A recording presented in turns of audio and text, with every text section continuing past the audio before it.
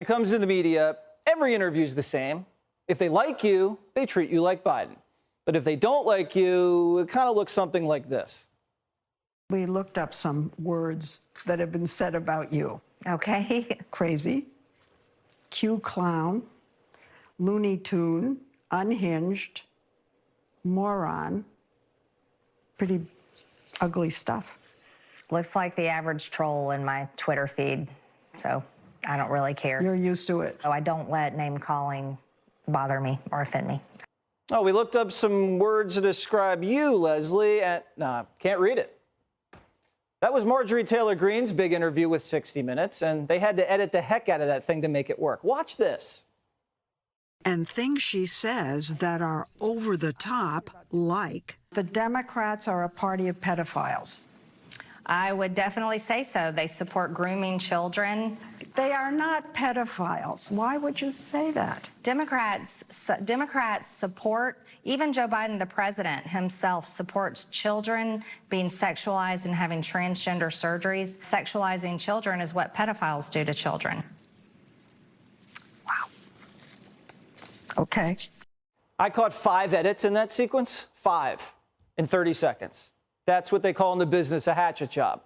But I guess this is what you'd expect from Leslie Stahl's, the only person we know who hasn't verified the laptop yet. But see, CBS doesn't like Marjorie Taylor Greene. The Washington establishment doesn't like Marjorie Taylor Greene. And why? Because they like politicians they can control. And if you can be controlled and you're a victim, the sky's the limit. Enter John Fetterman, the media's new golden boy. He also sat down with CBS this weekend, his first big interview since being released from Walter Reed for depression. And CBS wanted to talk about fashion. He was becoming a rising political star and an unlikely darling of the fashion world. What did GQ call you? They said you were a fashion god or something.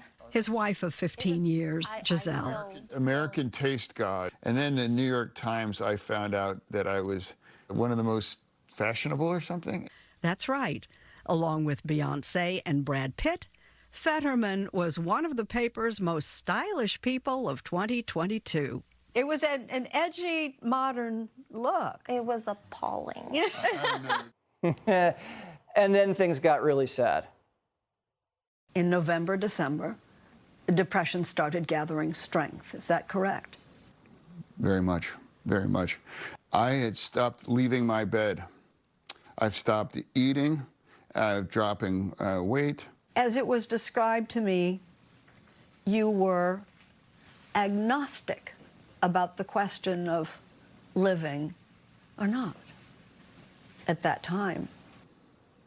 Yeah, well, I never had any self-harm, but I was indifferent, though. If the doctor said, gee, you have 18 months to live, I'd be like, meh. Okay, well, that's how things go. It's almost like his body was rejecting his Senate office like it was a bad organ. Now, most people would watch this interview and say, wow, this poor guy needs to take some time for himself. If he was struggling to eat a plate of food, how is he capable of serving in the Senate? But not CBS. They listened to Fetterman and thought, maybe this guy should be president someday. Your trajectory from mayor to lieutenant governor, United States senator, was still pointing up. At 53 in politics, that's a young man. Can you have aspirations? Can you serve beyond the United States Senate? You know, my aspiration is to take my son to the restaurant that we were supposed to go during his birthday, but couldn't because I had to check myself in for depression. The guy just wants to get better and be there for his kids.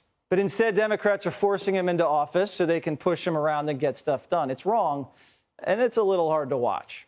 Kellyanne Conway is a Fox News contributor and former White House counselor. Really stark, the difference between those two interviews. What does that tell you, Kellyanne? It does. And let me just say, mental health, depression, very serious issues, Jesse. I know we agree. This is a scourge in society. And I bet John Fetterman, it sounds like he might want to be an advocate for it. But that's not really what the Democrats want him to do. They need his vote to carry on their slim majority. And he came out the best in that one interview because he actually seems a little humble. He seems like he doesn't want to be in the United States Senate. If I were Fetty John, my advice to him would be leave everybody behind, everybody who used you to get there. The wife who's giggling and thinks she's some kind of fashion icon, very flip, can't let him do an interview by himself. The Democrats, certainly. And he could just say, I want to go heal myself. One last thing about this, juxtapose how angry, if not evil, all of them were if anybody dared question John Fetterman's health during the campaign, which is a legitimate issue in any campaign. People got pushed back. Dasha Burns from NBC was insulted. She was threatened and worse. Now they want John Fetterman to be on our couch. They want to have this whole national tour, national interview, sympathy tour. He seems uncomfortable. Look, there is a double standard in the media. We all know that. But Leslie Stahl lost credibility, should have lost her job. They just never do that in the media. Nobody ever loses their job for being egregiously wrong. No, you get promoted if you screw up in the media. You get promoted. Not a single person in the media lost his or her job after the 2016 election, where they all swore up and down Hillary couldn't lose, Trump couldn't win, it was a joke. If one person had been unemployed after that, Jesse, I'm sure they would have sharpened up. But they always fail upward. And by the way, I know how interested people are in each other's marriages in politics and media. So let me just tell all the youngins out there, look up Doonesbury. The guy who's done that for 52 years is named Gary Trudeau. That is the husband of, drumroll please, Jane Pauley. He's one of the most savage critics of Trump and all Republicans. So she's interviewing Fetterman. Leslie Stahl is interviewing MTG. And I think they're just trying to make MTG the face of the Republican Party, force her onto the short list for Donald Trump. They are so rude to people's faces by reading what people who don't wear pants that snap button or zipper anymore, never get fresh air, sit on Twitter all day insulting other people. That's supposed to be relevant to what used to be a flagship program like 60 Minutes. Johns Hopkins Medical says that those first 3 months after someone's stroke are critical to full recovery.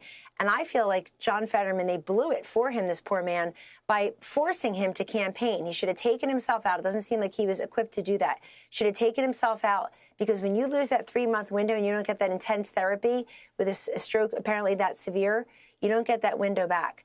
And people are saying, why is she supporting Fetterman? I'm supporting people who suffer from depression and mental health. 100 United States senators representing a country of 335 million people. Jesse, we can find somebody else in Pennsylvania to serve while this man heals himself. Yeah, and the Pennsylvania voters deserve someone better. Thank you very much, Kellyanne Conway.